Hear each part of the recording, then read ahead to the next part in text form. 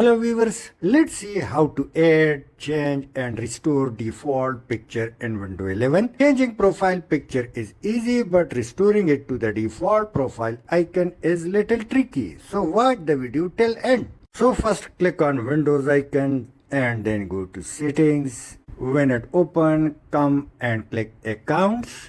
Now you can click directly this profile picture and you can upload it, but let's click back and come down and click your info. When it open, you can see take a photo and open camera button in front of it. So when you open it or click it, you can make a live picture. But let me cross it and come to choose a file and click browse files button. Now click on the picture and then click choose picture. Now the picture has been updated or the account has been assigned a profile picture. To change it again, you will simply proceed the same procedure, but to restore it to the default picture, let's minimize this window and open this PC and then click these three dots. Now come to options and click on view. Now show hidden files and folder and drive. Apply OK. Now double click the C drive and come down, click